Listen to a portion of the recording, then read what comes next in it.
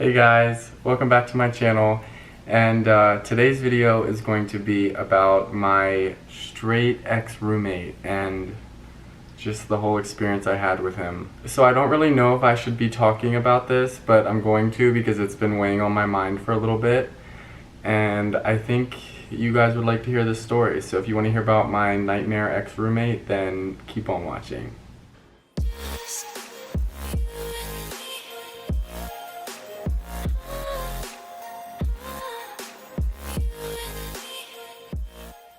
I haven't had a roommate for a couple months now. My last roommate was actually my mom.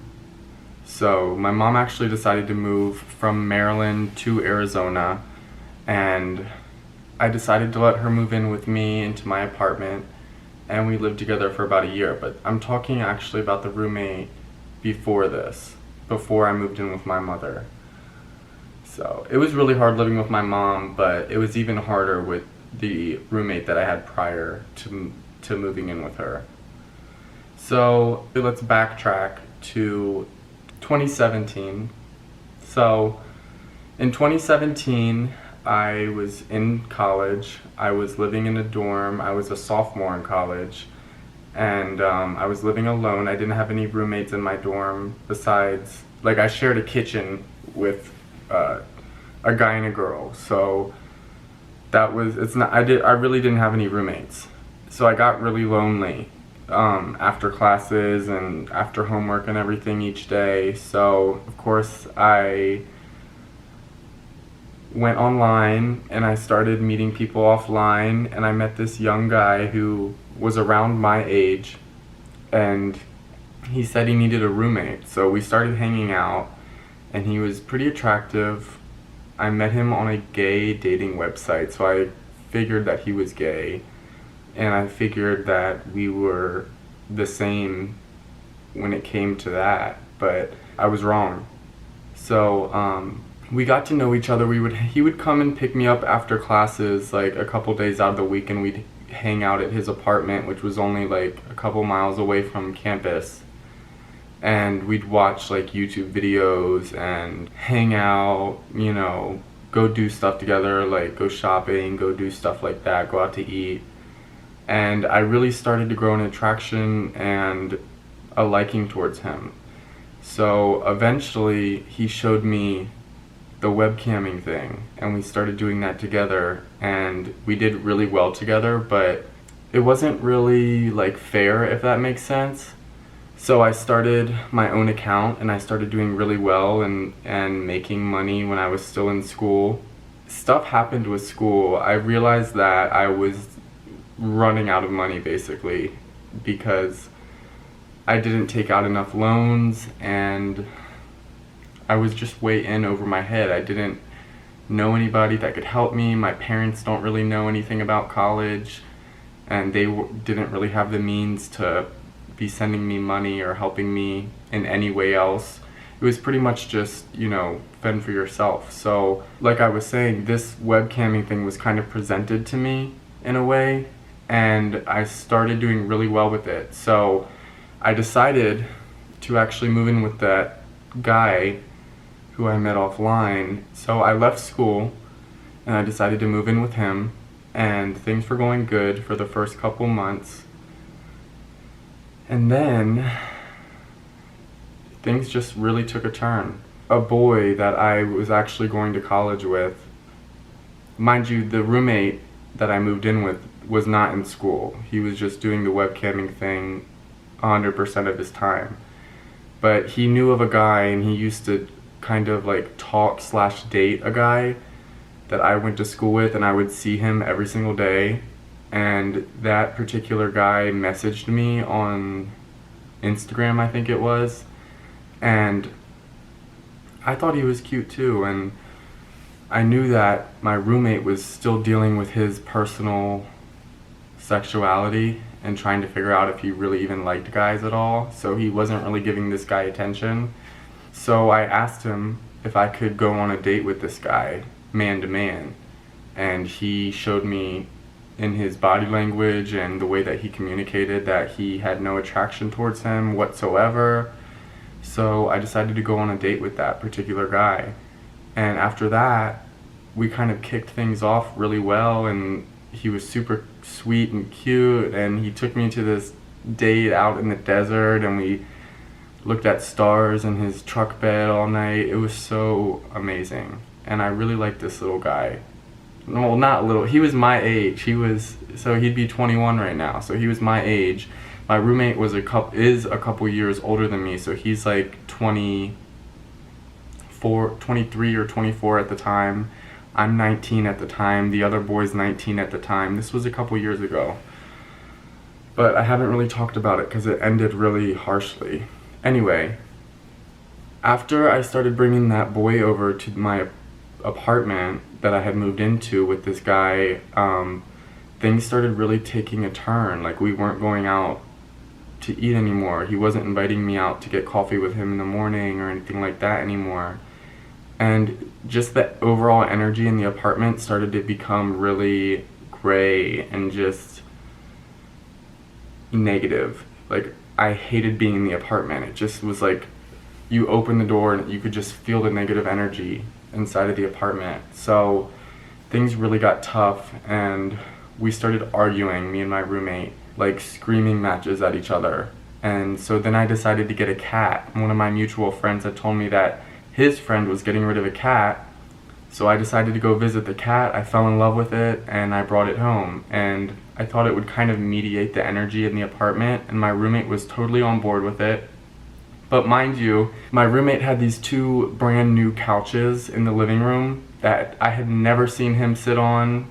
I'd never sit on them before, but they were just sitting there in the living room, and they were leather couches, and I know how cats are with any type of furniture, so I was always just deathly afraid to let the cat out of my room when I wasn't there, so I just kind of locked the cat in my room while I wasn't there. And I had a pretty sizable room, guys, so it wasn't like animal cruelty or anything like that, and I was only ever gone for an hour, 2 hours tops.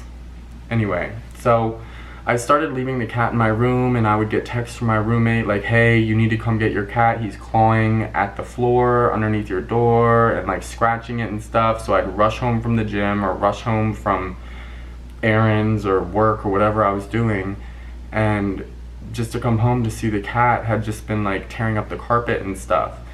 And I was just so over it, guys. I only had the cat for a week. That, like, it got to the point where the cat was literally clawing my feet at like 2 a.m. Just, I couldn't handle it. I didn't know what I was in for before I decided to adopt the cat. So I ended up giving the cat back to the friend that I bought it from.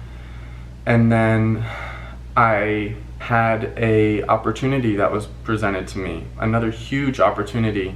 And it was an opportunity to work in the adult film industry. And that has been something that I've wanted to do, and I've always been really interested and curious about since I knew that I had to leave school, for a little bit at least. So I embarked on that journey, and thankfully I was able to move out of that apartment 3 months before the lease ends, while I was still paying rent on that apartment as well as a new apartment that I had moved into like 5 or 6 miles away. And that next apartment that I was currently living in, while I was also paying for the previous apartment, was the one that my mom moved in with me to. So I finished paying the rent, and then I got a knock on my door like 2 months after the lease ended. I had gotten served, and it was a court date that I had to go to court to pay for the damages that the cat had done. And I thought it was so minuscule because I had went and cleaned my apartment after that, and I looked at it, and I was going to have my contractor friend come in and just fix it, but my roommate was already giving me set times that I could come there, and it was such a hassle just even going there. It was like emotionally draining. I just thought, you know what, I'll pay whatever, or he can just take care of it with this remainder rent that I'm paying. You know. And on that final walkthrough, guys, I'm sorry this is super scrambled right now. I'm just recalling all of my previous memories with this situation. When I was doing my final walkthrough, my roommate was there, and he was being really cocky. And I did my final walkthrough, and then when I was done, he flashed a key in front of my face, like super arrogantly. And I had replaced my locks on my doors because I wanted to be able to lock my doors when I left. And I had 2 entrances into my bedroom. One was through the guest bathroom and one was through the entryway hallway.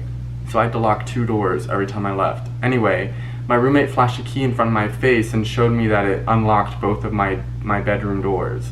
So that was the most uncomfortable feeling ever.